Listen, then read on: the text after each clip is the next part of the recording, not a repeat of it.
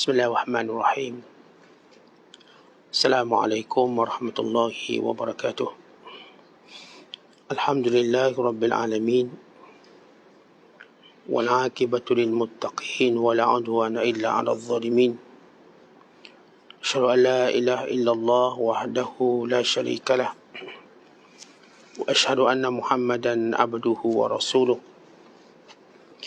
Allahumma salli wa sallim wa barik ala sayyidina Muhammad wa ala alihi wa sahbihi ajma'in wa ba'du. Qala al-musannifu rahimahullahu ta'ala wa nafa'ana Allahu bihi wa bi'ulumihi fid darain amin. Berkata Imamul Allamah Syekh Abdul Qadir Al-Jilani, semoga Allah Ta'ala merahmatinya dan kita mendapat manfaat serta barakah ilmunya. Majlis yang kelima, kecintaan Allah terhadap hamba-Nya. Dan berkata Sidi Syekh Muhyiddin Abu Muhammad Abdul Qadir Jailani radhiyallahu ta'ala anhu di madrasahnya pada petang hari Selasa 12 Syawal tahun 545 Hijriah, katanya, cinta itu kecenderungan kekal di hati. Wahai ulam, di manakah yang dikatakan ubudiyah terhadap Allah Azza wa Jalla? Tunjukkanlah hakikat ubudiyah itu dan ambil yang secukup-cukupnya dari semua urusanmu.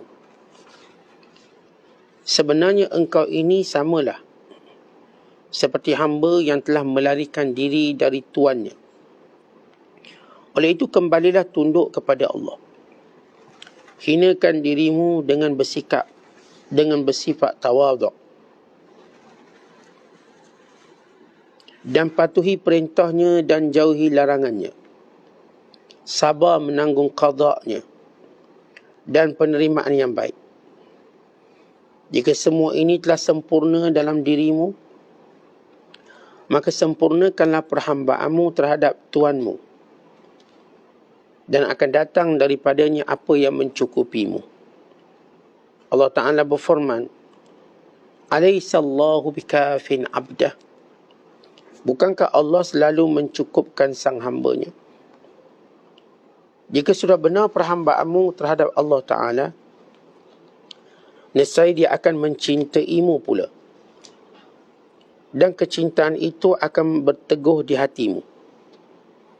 Engkau akan bermesra dengan Dia dan merasakan dirimu dekat kepadanya tanpa penat lelah. Dan engkau tidak perlu lagi kepada teman yang lain selain Dia. Maka ketika itu engkau akan redha dengan segala hal yang diputuskannya itu. Kemudian, jika Allah menyempitkan bumi yang luas ini buatmu dan ditutupinya semua pintu-pintu rezeki kepadamu, namun engkau tetap tidak akan bersungut terhadapnya. Dan engkau tidak akan pergi mengetuk pintu orang lain. Tidak akan makan dari makanan orang lain. Engkau akan diikutkan jejak langkah Nabi Musa AS. Sebagaimana bunyi firman-Nya yang mengenai Musa itu, وَحَرَّمْنَا عَلَيْهِ الْمَرَاضِعَ مِنْ قَبْلِ.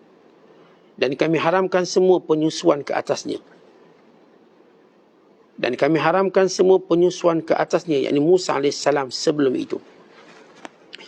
Bukankah Tuhan kita Azza wa Jalla itu menyaksikan segala sesuatu, melihat segala sesuatu, dan memerhatikan segala sesuatu? Bukankah tiada ragu lagi? Dia itu dekat denganmu. Dia tiada membenarkan pengingkaran sesudah mengetahui. Celaka engkau. Apakah sesudah engkau mengenali Allah Azza wa Jalla, lalu engkau mengingkarinya? Jangan berani membelakangi perintahnya. Nanti engkau akan diharamkannya dari segala macam kebaikan. Sabarkan dirimu dengan perintahnya dan jangan mengerutu. Tidakkah engkau mengetahui bahawa sesiapa yang bersabar akan berkuasa? Jangan turutkan perasaanmu. Jangan terburu-buru nafsu dan tidak sabar. Allah Azza wa Jalla telah berfirman, Ya ayyuhalladzina amanu isbiru wa sabiru wa rabitu wattaqullaha la'allakum tuflihun. Wahai orang-orang yang beriman, sabarlah. Dan lazimkan dirimu dengan sifat sabar itu. Berteguhlah. Serta patuhlah, moga-moga kamu akan berjaya. Muslimin dan muslimat sedang penonton yang dirahmati Allah sekalian. Syekh Abdul Qadir Al-Jilani ingin mengajar kepada kita bagaimana sebenar-benar nak dapat keteguhan cinta pada Allah. Mendapat keteguhan cinta bererti mendapat pemilihan daripada Allah SWT dan kasih sayangnya. Kerana Allah SWT tidak akan memberikan cintanya melainkan pada orang yang dia sayangi. Oleh kerana itu kita perlu mengetahui bagaimana cara memperoleh cinta dan bagaimana nak teguhkan cinta. Dan bagaimana kita nak jadikan cinta kita ini benar-benar berada pada tahap dia. Berada pada kehendak dia. Dan berada pada peringkat yang diredai oleh Allah SWT. Bukan cinta tepuk tangan sebelah. Tapi cinta yang saling merasakan cinta tersebut berlaku. Kata Syekh Abdul Qadir, dia kata, wahai ulam, mulanya di sini. Di mana ubudiyah kamu pada Allah? Perkataan ubudiyah memberi maksud perhambaan yang sebenar. Kerana seorang bila mana tidak mampu menundukkan dirinya, hawa nafsunya dengan kehendak Allah Subhanahu Wa Taala, maka belum benar lagi ubudiyahnya. Siapa yang tidak benar ubudiyahnya, maka tidak akan benar cintanya. Kerana perhambaan kepada Allah Ta'ala sahajalah yang menjadikan seorang benar-benar mendapat cinta Allah. Tetapi kamu, kata Syekh Abdul Qadir, macam hamba lari daripada Tuhan. Hamba lari daripada Tuhan yang pengasih, yang penyayang. Ya, kamu secara fitrah ingin kembali kepadanya. Tapi kerana perbuatan kamu menyebabkan kamu terhalang kembali padanya. Sebab kamu engkar, kamu lawan. Tidak ada cara lain melainkan kamu tunduk kembali. Contoh kita tanya siapa-siapa pun atas dunia, nak masuk syurga tak? Nak. Bukan kalau kita tanya sayang Allah tak? Sayang. Sayang Rasulullah sallallahu alaihi wasallam? Sayang. Habis kenapa perbuatan kamu macam lari daripada Tuhan? Itu kita sebut umpamanya ialah seorang anak yang lari daripada ayah dia yang baik, yang penyayang. Yang selama ni beri kepadanya segala-galanya. Tapi kalau dia ikut hawa nafsu dia, merajuk dia, maka dia lari. Dan dia tahu dia tak akan dapat ayah macam tu. Atau sebagai seorang hamba yang lari daripada tuan dia. Tuan dia punya baik, sediakan tempat tinggal, sediakan makan minum, sediakan pasangan untuknya. Tiba-tiba dia lari. Lari mengajuk ke, lari nak marah ke, lari kerana jahil dan bodohnya, dan macam-macam bentuk-bentuk lari. Sebagaimana seorang tu lari daripada makhluk ada sebab musabab, demikian juga yang lari pada Tuhan. Yang lari dari Allah kenapa? Sebab nak ikut nafsu. Dia rasa tak bebas dengan mengikut perintah Allah. Nak tutup aurat, nak sembahyang, nak baca Quran, maka dia nak bebas. Ini satu bentuk lari kerana nak bebas, ikut hawa nafsu. Ada lari kerana jahil. Lari daripada Allah kerana jahil. Dia ingat dengan lari pada Allah dia selamat. Dia pun lari pada tangga-tangga makhluk, pintu-pintu makhluk yang selalu tertutup. Duk jerit, duk panggil makhluk, bergantung pada makhluk. Sebab dia jahil tentang makhluk tu siapa, Allah tu siapa. Ini yang juga lari daripada Allah. Yang ketiga yang lari kerana mengajuk. Bagaimana lari kerana mengajuk? Orang ni tuan-tuan sekalian, dia kata dia dah doa. Selama ni pun dia semayang, kenapa rezeki dia sikit juga. Dia jaga solat duha, dia jaga qiyamul lail. Dia pun bersedekah. Tiba-tiba dia nampak tak ada kesan dari ibadatnya untuk kehidupan dunianya. Maka dia pun mengajuk. Dia kata doa pun tak dapat juga. Saya sedekah, ustaz duk kata ganda rezeki, tak ada pun. Saya bankrupt dia. Maka ini kelompok mengajuk. Lari daripada pintu Tuhan. Sebab tak sabar-sabar nak dapat habuang dunia sehingga lupa habuang akhirat. Dan yang keempat yang lari kerana pengaruh kawan. Kawan kata, jomlah kita buat benda tu, buat benda ni. Maka pun dia lari. Kerana pengaruh-pengaruh kawan dia. Ada yang lari, saya katakan, kerana ego dia ikut nafsu. Ada lari kerana jahilnya. Ada lari kerana merajuknya. Ada lari kerana ikut kawannya. Maka ni 4 jenis lari. Lalu bila kita analisis kaji 4 ni, yang lari kerana ikut hawa nafsu, apakah dengan ikut hawa nafsu kamu bahagia? Tanya orang yang hidup ikut hawa nafsu, bahagia ke? Suka-suka dia nak tidur, bangun pukul berapa, tak payah terikat dengan solat. Dia nak minum apa, minumlah. Daripada air biasa sampai air kencing syaitan, air arak. Dia nak berjudi. Tuan-tuan, kalau kita baca kisah orang-orang ikut hawa nafsu, semua mati. Keadaan terhina. Ni mati kerana arak, ni mati mabuk. Ni mati kerana dadah. Ini mati kerana bergaduh, berbalah, rebut perempuan. Ini mati kerana itu, kerana ini. Semuanya binasa dengan lebih cepat. Lebih cepat daripada apa yang dibayangkan oleh orang yang kata, saya nak hidup bahagia. Kata bahagia macam mana kalau kamu pun mati cepat? Dengan apa yang kamu nikmati tadi. Dan kita tengok orang kedua yang jahil pula. Yang duk ingat pintu-pintu manusia boleh mencukupkannya, bukan pintu Allah. Dah dia jadi penjilat-penjilat manusia, maka dia dihina. Itulah dia kaya. Itulah duit dia banyak.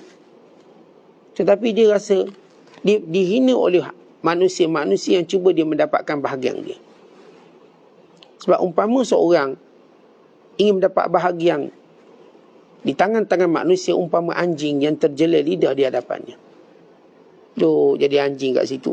Ini Allah sebut masal bandingan ini dalam Al-Quran Karim. Famathaluhu kamasalil kalb in tahmil alaihi yalhath atau tatruku yalhath. Bandingannya seperti anjing yang senantiasa menjeler lidahnya. Diberi masih menjeler, tidak diberi pun masih menjeler lidah. Maksudnya ialah terhina. Ni yang berada di pintu-pintu manusia, tak nak minta dengan Allah, terhina. Kita tak payah sembahyang, kita penting berniaga je. Zaman sekarang bukan zaman orang sembahyang, orang tak sembahyang.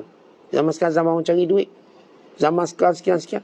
Dia mula bercakap sebagaimana Qarun bercakap. Dia mula bercakap melihat bahawa harta lebih penting. Dek jahil dia. Maka dia cuma jaga followers dia. Dia tak jaga perintah Allah. Kalau followers dia kata nak boykot, dia pun taubat kerana takut kena boykot. So kata, apalah awak macam ni, kita boykot. Kita boykot produk ni, kita boykot produk ni, produk tu dan sebagainya. Dia pun takut. Dia mula insaf, saya minta maaf, saya taubat. Taubat dia kerana makhluk.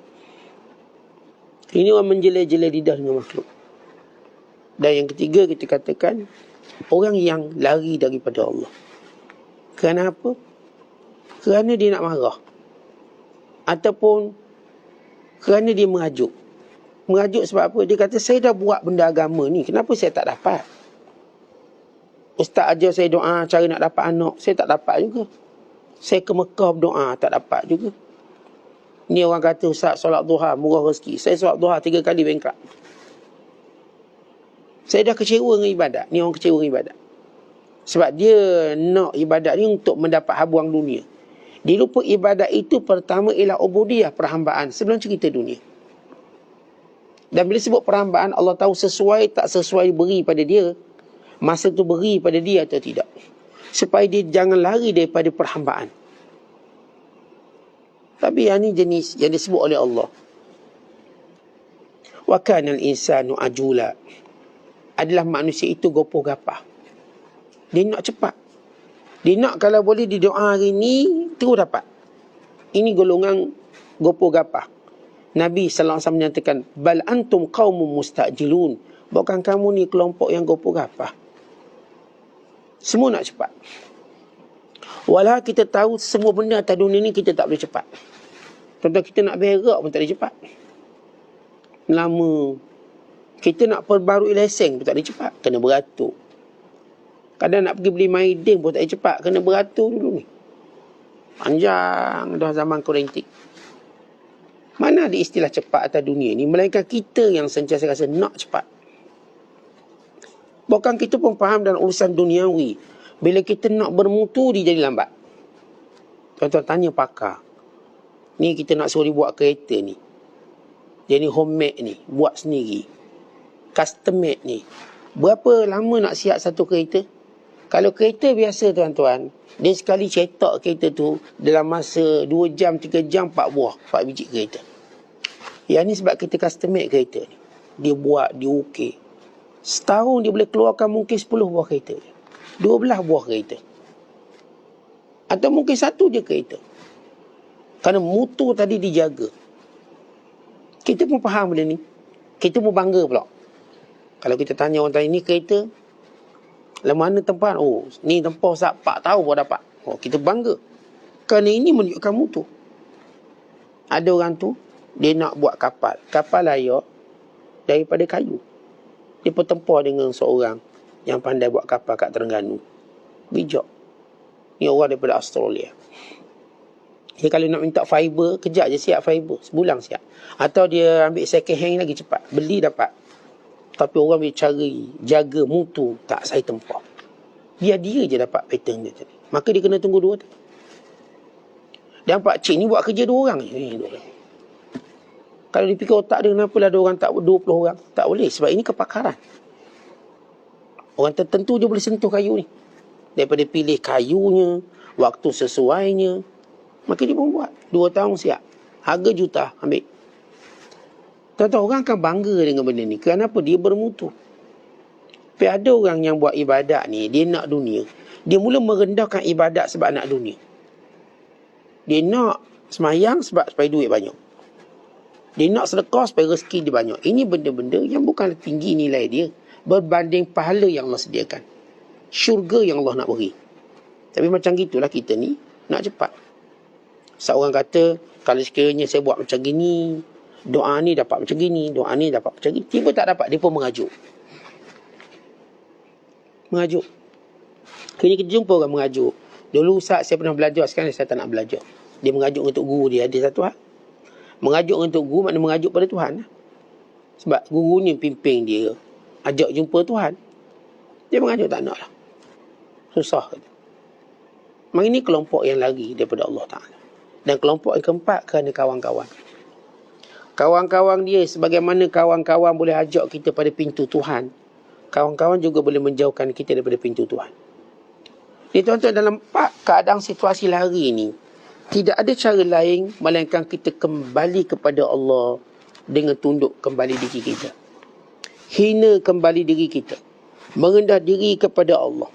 Dan kembali patuh pada perintah Allah. Dan jauhi larangan Allah Ta'ala. Kemudian sabar. Dengan segala ketentuan qada Allah Subhanahu Wa Ta'ala. Kalau benda ni sempurna, kita kembali jadi hamba Allah. Lihat, Syekh Abdul Qadir sebut apa? Pertama, tawaduk balik. Tawaduk pada Allah. Kenali Allah ni siapa ni? Allah ni Tuhan kita. Ciptakan kita. Kita hidup dan mati di tangannya. Kita kembali kepadanya. Kita akan hisap, dipertanggungjawab olehnya. Diberi pahala olehnya. Diberi rahmat, keampunan atau diazab oleh Allah Subhanahu Wa Taala. Semua Allah. Dari Allah kita datang, kepada Allah kita kembali. Inna lillahi wa inna ilaihi raji'un. Kalimat itu berlega-lega di telinga kita. Didendangkan di telinga kita. Bukan menjadi suara-suara seperti yang tak boleh kita diamkan. Wa imma kita cakap, wa imma kita dengar orang cakap, Inna lillahi wa inna ilaihi raji'un. Apa maksudnya? Bukan maksud mati. Bukan maksud seorang tu dah pergi. Maksudnya kita ni akan kembali pada Allah. Faham kalimah tu? Kita milik Allah, pada Allah kita kembali. Inna lillah bukan cerita siapa mati. Ini orang tak faham ungkapan inna lillah. Inna lillah bererti kita bersedialah untuk mati. Sedia kamu untuk mati.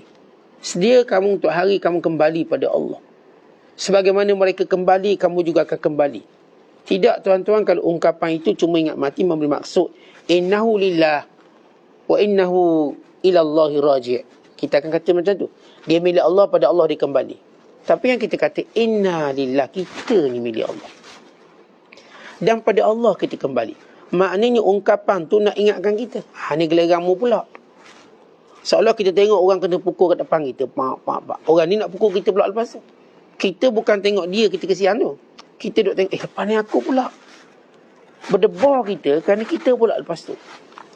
Jadi kalau kita dengar berita kematian, takut dan bimbang kita kerana kita pula lepas tu. Bukan orang lain, kita. Maka bila kita kembali, boleh kembali pada Allah dengan tawaduk, rendah diri kembali, bertaubat kepada Allah SWT. Baik, mulakan dengan patuhi perintahnya. Mulakan ambil wuduk, solat. Sebab itu diajar pada kita taubat. Taubat bagaimana mula? Disempurnakan wuduk, disolat 2 rakaat. Mulakan. Ini permulaan. Permulaan kepada segala-galanya. Ustaz, kalau saya nak taubat, macam mana saya nak buat? Lah kita tuan-tuan bila nak taubat, kita tak tahu nak starting kat mana. Nak starting bayar qada dulu ke Ustaz? Atau nak starting hari ni puasa sebab saya 2 tahun tak puasa? Atau nak starting dengan keluar zakat? Tuan-tuan, kita perlukan satu motivasi dulu. Sebab itu Nabi SAW ajar kita, bila kita nak taubat, mulakan dengan motivasi ini. Sempurnakan wuduk, kemudian solat 2 rakaat. Namanya solat taubat. Ia motivasi. Walaupun ibadat itu sunat, yang kita duk tinggal ni yang wajib belaka ni. Ni solat fardu 5 tahun tak solat, puasa pun 5 tahun tak puasa. Ambil duit orang, mencuri, merompak, memfitnah dah kerja kita. Banyak. Tapi kita perlukan satu langkah pertama. Langkah pertama yang akan diteruskan dengan langkah yang lain. Langkah ini mungkin lemah, tapi ia bermakna. Ambil wuduk comel-comel, sempurna, kemudian solat 2 rakaat. Maka Allah Ta'ala akan ilhamkan daripada mana kita nak mula. Min aina nabda, kita nak mula kat mana. Kita nak tahu dari mana kita nak mula. Kerana kita tahu tuan-tuan, siapa pun bila dia mula nak kembali pada Allah, yang menjadikan kekeliruan dan kecelaruan dalam dirinya, saya nak mula kat mana Ustaz? Saya ni kerja saya belasah bini, pukul bini, deraka pada mak ayah, abai anak-anak. Saya duk main benda tu, benda ni. Banyak ni. Tapi kita nak mula kat mana? Kita macam celaru ni, saya nak start kat mana? Nak start minta maaf dengan orang ke? Nak start kembalikan hak orang ke? Maka kita perlukan satu motivasi, suatu titik keimanan dalam hati kita. Maka mulakan dengan solat taubat. Kemudian mulalah kita start buat perintah Allah, tinggal larangannya. Dan mula kita belajar menanggung qadanya. Terimalah qada Allah. Antaranya bila kita nak balik, orang pun hina kita. Bila kita nak baik, orang pun perendah kita, pelekeh kita. Terimalah qada Allah. Bahawa jalan ini bermula kita dicela untuk mengeluarkan keikhlasan kita. Kenapa tuan-tuan bila kita ni jahat nak jadi baik, orang cerca kita dulu. Hina. Alah belagak nak jadi baik, aling kucing, bla bla bla bla. Kerana Allah Ta'ala nak putuskan kita dengan makhluk. Biar kita cuma percaya atau berhubung dengan Allah sahaja. Dan yang kedua, Allah Ta'ala nak berikan kita keikhlasan. Dan yang ketiga, Allah Ta'ala nak beri kita pahala daripada kata-kata orang tu dulu. Orang duk maki kita, perendah kita, biar kita dapat pahala dulu. Sebab kita nak buat pahala ni lambat lagi ni. Sebab kita baru start solat taubat 2 rakaat. Mana kita nak ambil pahala lain ni, banyak-banyak lagi. Yang orang kata kita tu lah. Alah, bukan ikhlas tu, 3 hari je taubat tu. Itu bla bla. Biar mereka kata, kita kumpul pahala. Kita ambil modal kita balik. Sebab kita pun pernah kata orang. Lalu bila terhimpun pahala banyak tuan-tuan, maka dia menolak kita menjadi lebih kuat. Dia jadi macam bang api bagi enjin roket. Kita akan terbang tinggi lepas ni. Kumpulkan semua pahala, jadi momentum yang begitu kuat untuk kita naik ke langit. Dengan kata lain, untuk kita bergerak lebih tinggi. Biarlah orang kutuk kita. Kita kena redha benda itu. Ini sabar dengan qada Allah. Kerana manusia ni tuan-tuan, jangan takut dikutuk. Kejap dia boleh berubah. Dan jangan seronok dia puji, kerana sekejap juga dia boleh berubah. Tuan-tuan, kalau orang kutuk tuan-tuan hari ni, katalah bla bla bla, tuan-tuan jangan takut. Kejap nanti berubah. Dan bila mana orang puji kita pun jangan teruja sangat. Kejap lagi pun boleh berubah. Umpama kita tuan-tuan, umpama kita dalam rumah tangga lah.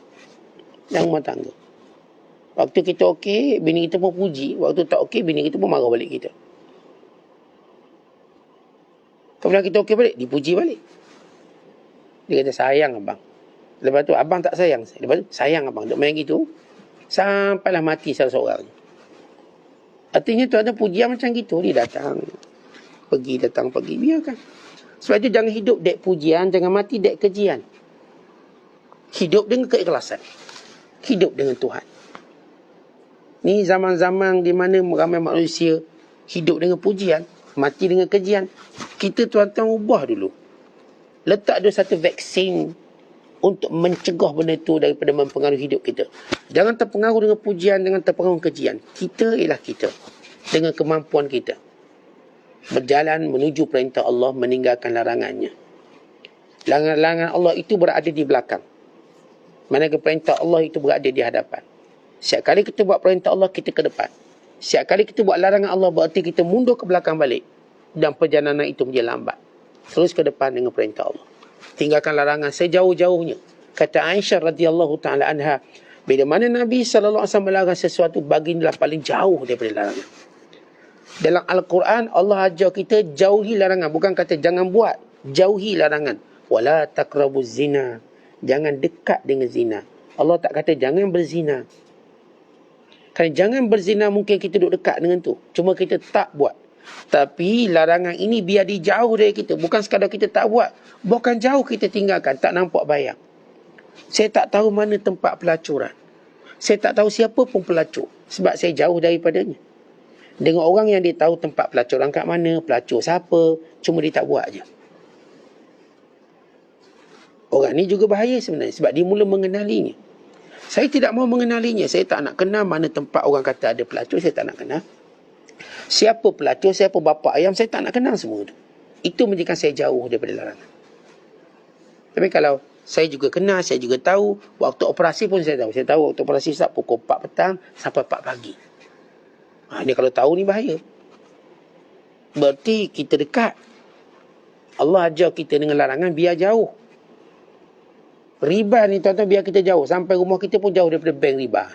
Jauh tak jauh. Jauh pada bank riba. Akhirat kita biar dekat tuan-tuan. Sampai rumah kita pun dekat dengan kubur. Dekatnya kita dengan akhirat. Rumah kita pun kita beli sebelah kubur. Buka tingkap nampak kubur. Ingat akhirat. Setiap hari kita ingat akhirat. Maka begitu watak kita. Kemudian kata Syekh Abdul Qadir Jilani. Jika sempurna benda tu, Allah Ta'ala akan terima perhambaanmu. Dan bila Allah Ta'ala terima kamu sebagai hamba, kamu patut tenang. Kenapa? Alaihissallahu bikafin abdah. Allah yang cukupkan hamba-Nya. Jadi untuk mendapat kecukupan dari Allah, kena jadi hamba dia dulu. Mestilah sepenuh masa jadi hamba Allah, bukan part time. Tuan-tuan, kalau kita part time, banyak kemudahan kita tak dapat. Saat saya kerja dengan dia part time, nampak ada bonus tak dapat. Gaji pun namanya allowance, bukan gaji. Kenaikan pangkat jangan harap, sebab namanya part time. Mana ada orang kerja part time naik pangkat? Part time sementara tunggu SPM, part time sementara tunggu result universiti. Orang ni takkan naik pangkat punya. Baju dia pun lain. Orang lain baju merah, dia baju putih. Sebab apa? Part time. Itu cashier part time. Jenama pun tak ada baju dia. Tuan-tuan, jangan jadi hamba Allah part time. Kita hamba Allah full time. Sebab tu kita akan dapat gaji dari Allah. Dapat naik pangkat dari Allah. Ditegur oleh Allah. Dipuji oleh Allah. Lalu kita benar-benar dicukupkan keperluan kita. Even kalau kita sakit pun gaji jalan. Sebab hamba Allah. Kan itu Nabi SAW menyatakan, Iza maridhal abdu aw safara kutiba lahu mithla ma kana ya'malu muqiman sahihan. Bila hamba Allah itu sakit atau disibukkan dengan urusan musafir, Allah tetap bayar pahala, beri pahala padanya macam dia sihat dan macam dia tak musafir. Tetapi hari ni kalau kita tak boleh ke masjid, kita dulu memang full time ke masjid, hari ni kita tak ke masjid, kita dapat pahala ke masjid. Hari ni tuan-tuan, kita tak boleh buat ibadat yang kita biasa buat. Tapi kita ni hamba Allah. Kita tak boleh buat kerana adanya cegahan-cegahan tertentu, maslahat tertentu. Kita dapat benda yang sama, pahalanya. Pahala yang sama. Maka inilah kelebihan hamba. Dapat sok-soknya, dapat itu, dapat ini. Maka jadilah hamba Allah. Maka dicukupkan keperluan kita. Bahkan yang lebih penting pada itu, Allah cinta kita. Bermula cinta Allah bila benar perhambaan kita pada Allah. Bila seorang benar perhambaan dengan Allah, maka cinta Allah akan ditambah. Sehingga waktu itu tuan-tuan sekalian, dia mula merasakan tenang dirinya. Tak lagi penat. Kalaupun Allah Ta'ala uji dia dengan kesempitan dunia, dengan ditutup segala pintu rezekinya, dia tidak pernah mengeluh. Dia tetap tenang, dia yakin kepada pertolongan Allah. Tuan-tuan lihat kisah Nabi Musa. Yang pertama, bila Nabi Allah Musa keluar daripada Mesir, atau kita mulakan daripada ayat yang Syekh sebut. Waktu Nabi Musa dihanyutkan ke sungai Nil, sehingga sampai ke istana Firaun. Lalu waktu itu Asiyah mengambilnya. Lalu diupah kepada semua penyusu istana menyusunya. Semuanya tidak mahu diminum oleh Musa. Musa tak nak. Sehinggalah kakak Nabi Musa AS yang ikut, di mana Nabi Musa dihanyutkan. Lalu berkata, maukah aku beritahu pada kamu seorang yang mampu menyusukannya dan menjaganya? Maka ditunjuk pada ibu Musa, tanpa diketahui oleh istana Firaun itu ibunya sebenar. Maka Musa menyusunya daripada sumber yang paling suci, yang paling asli. Maknanya, kalau Allah uji kita dengan rezeki tertutup, kalau Allah uji kita dengan sekian-sekian hal-hal yang kita inginkan, Allah tutup semua pintu makhluk untuk Allah beri kita yang paling original. Originality, yang paling asli, yang paling terbaik dari rezekinya, paling terbaik di kalangan hambanya. Maka Musa diberi ibunya kembali sebaik-baik penyusu ialah ibu kita sendiri. Walau sehebat mana pun penyusu orang lain tak boleh lawan ibu kita sendiri. Maka itu Musa mendapat air susu ibunya tanpa diketahui oleh istana Firaun itu ibunya.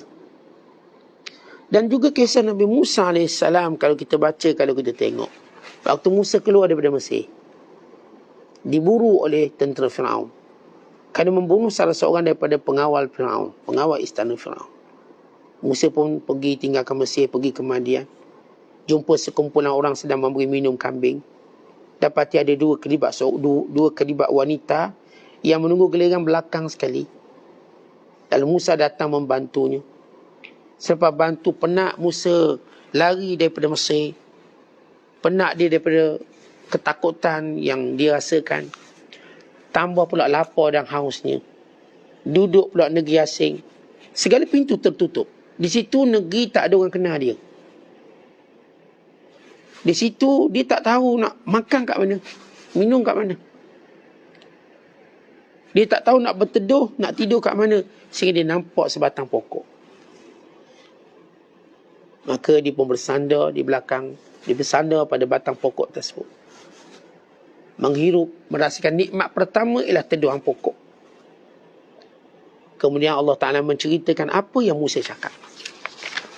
Kita baca dalam suratul Qasas ayat 24. Musa berkata, Rabbi inni lima anzalta ilayya min khairin faqir. Ya Allah, aku amat berharap cuma kebaikanmu, Ya Allah.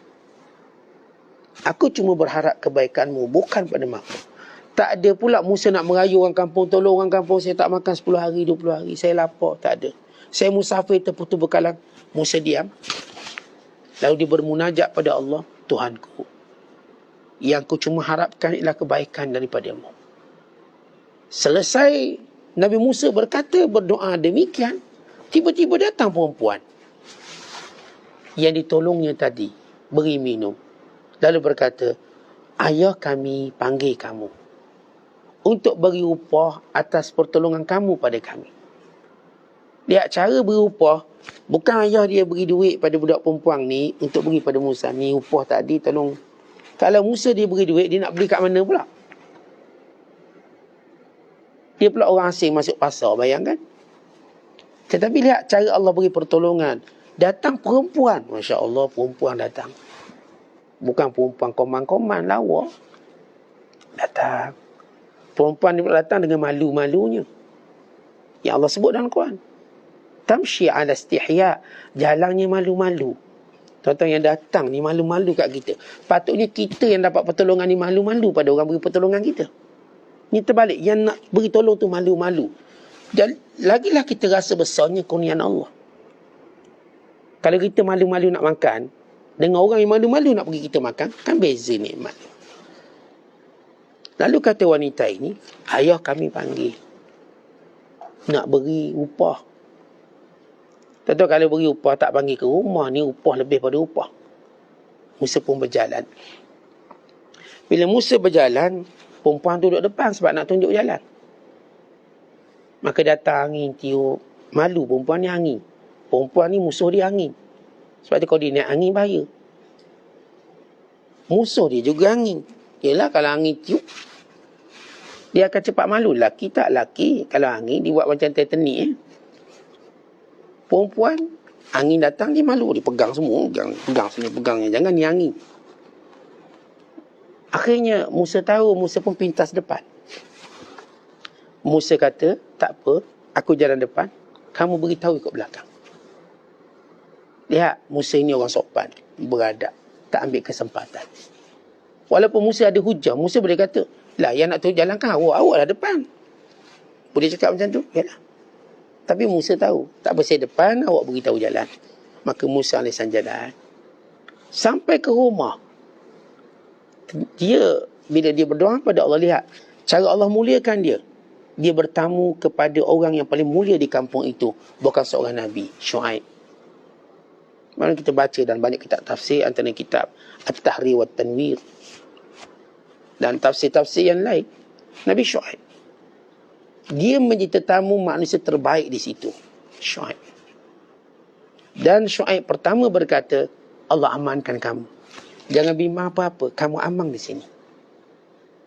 Kerana aman jauh lebih penting daripada makanan. Rasa aman tu jadikan kita selera makan. Kita tak aman, tuan-tuan makan pun tak selera. Cuba tuan-tuan pergi makan kedai makan sekarang. Sekarang ni. Musim tak boleh makan kedai makan. Pergi makan, tak aman. Mata liur. Tak aman. Jadi bawa balik makanan tu, makan kat rumah. Aman. Maka Nabi Allah Musa AS menjadi tetamu manusia termulia. Kemudian, bukan Musa sebut, ya Allah aku berhajat kebaikan. Yang cuma Musa fikir cuma dia nak makan. Tapi dia dapat apa? Tempat teduhan, makan, minum.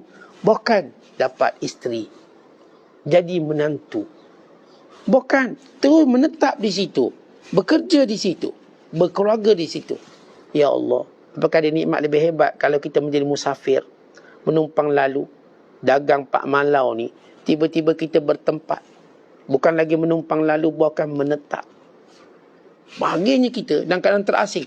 Demikian Allah beri pada hamba-hambanya.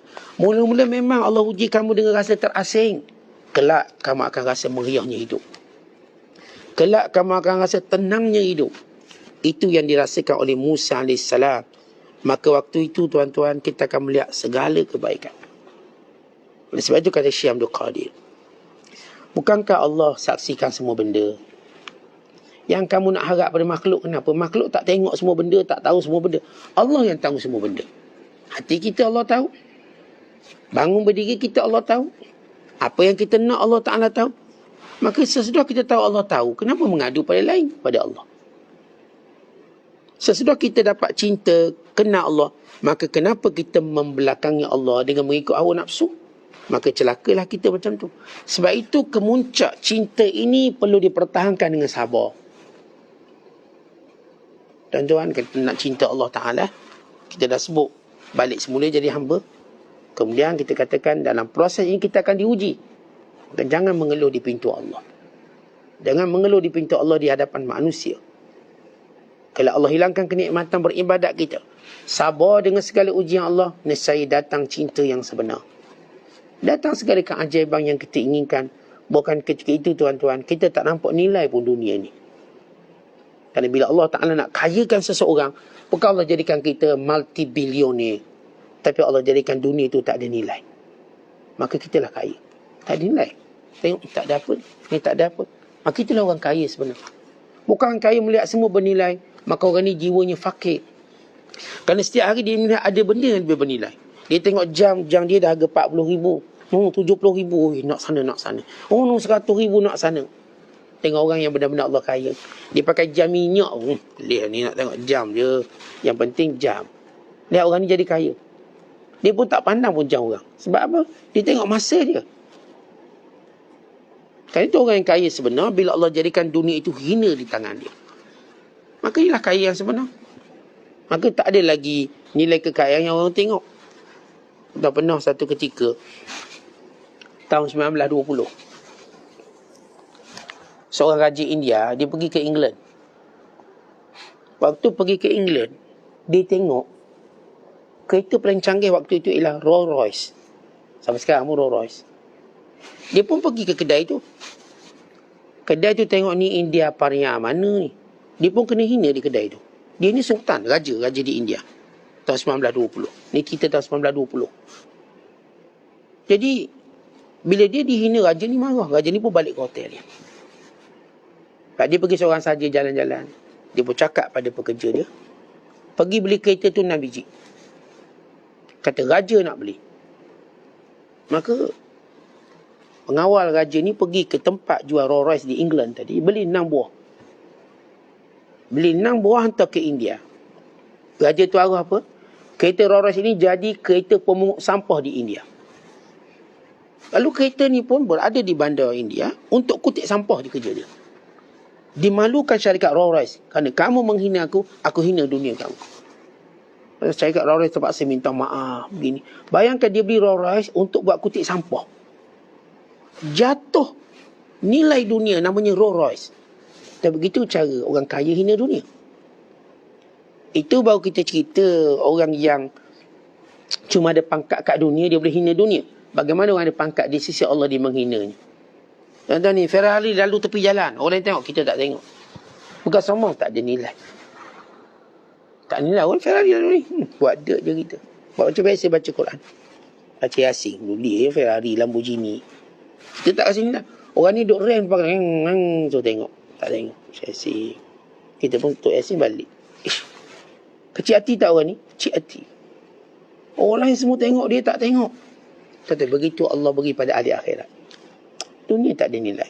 Sebab itu bila Allah nak beri kita kaya, bukan beri dunia banyak, tetapi jadikan kita tak nampak nilai dunia. Macam biasa je. Macam tarik gigi, tuan-tuan. Cuma fikir nak buang, tunggu buang. Kalau kunyah-kunyah pun, kunyah tarik gigi. Rasa macam mana, tuan-tuan?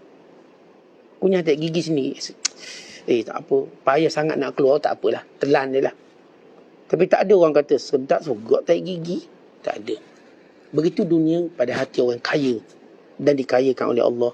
Wallahu a'lam bissawab. Assalamualaikum warahmatullahi wabarakatuh.